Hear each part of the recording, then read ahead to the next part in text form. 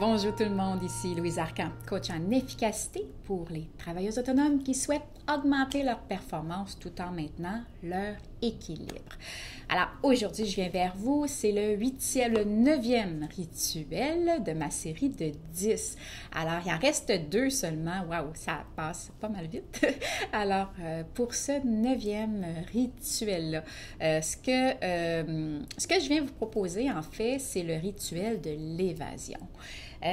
Souvent, je vous partage que les rituels que j'ai créés, tous les 10 rituels, me sont inspirés, en fait, ça peut être inspiré de clients, ça peut être inspiré des gens autour de moi, ça peut être inspiré de mes expériences personnelles.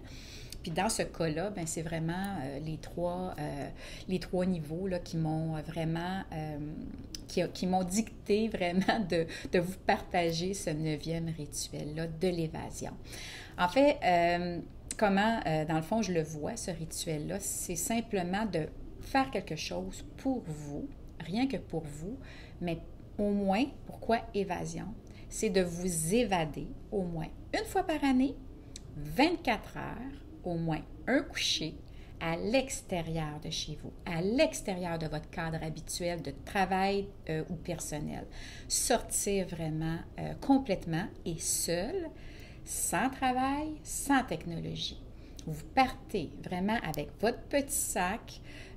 Si vous aimez lire, si vous aimez écrire, si vous aimez dessiner, si vous aimez marcher, peu importe, en évasion, ça le dit, hein, c'est vraiment, je souhaite que vous puissiez vous évader de votre quotidien.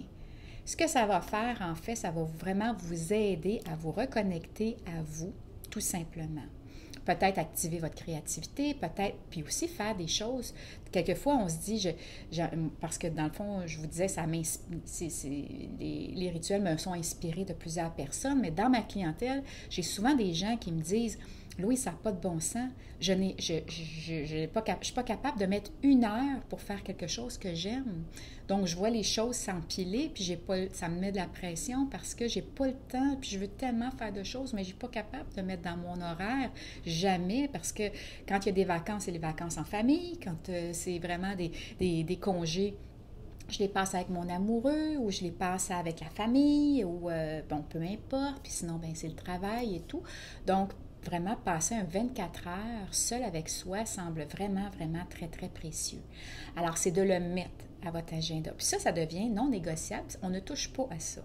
Vous mettez dans votre agenda, vous partez vraiment un dodo, un coucher, 24 heures avec votre sac, pas de technologie, pas le moins de travail possible, j'allais dire. C'est sûr que si vous décidez de partir plus longtemps, mais quelquefois, on ne peut pas tellement, mais pas être sur le mode travail. Vous accordez au moins un 24 heures seul avec vous, à faire ce que vous aimez faire, que ce soit dessiner, que ce soit écrire, que ce soit cuisiner, que ce soit marcher, que ce soit juste respirer, contempler, peu importe, ça peut être tout ça en même temps aussi. Donc, vous partez vraiment le plus simplement possible, rien de compliqué. 24 heures, ça peut être dans une auberge, ça peut être sur le bord d'un lac, ça peut être en montagne, ça peut être, chez des amis qui ont un chalet qui est inoccupé, si c'est en pleine semaine, donc si vous pouvez le mettre, mettez-le, peu importe. Mais ça va vraiment vous faire le plus grand bien. Puis ça, il y a des gens qui me disent qu'ils n'ont pas de temps à mettre, mais il y a d'autres personnes, quelquefois, quand j'en discute avec eux, ils me disent « Es-tu folle? Moi, je ne pourrais même pas passer 3 heures seule avec moi-même. » Donc, peut-être que ces personnes-là auraient encore plus avantage à faire ce genre de rituel-là, parce qu'il y a des choses qu'on veut combler quelquefois en voulant s'étourdir avec toujours des gens autour de nous. Hein, parce que ça, on est très, très sollicité par les gens, mais on donne aussi beaucoup. Puis ça draine beaucoup d'énergie. Donc, allez recharger votre batterie. 24 heures, un coucher à l'extérieur va vraiment vous faire le plus grand bien. Puis je suis quasiment certaine que vous allez y goûter une fois, puis vous allez vouloir intégrer ça 2 fois par année, à chaque 3 mois, peut-être à chaque mois, peu importe, mais vous allez vraiment en trouver beaucoup, beaucoup de bénéfices, je suis certaine.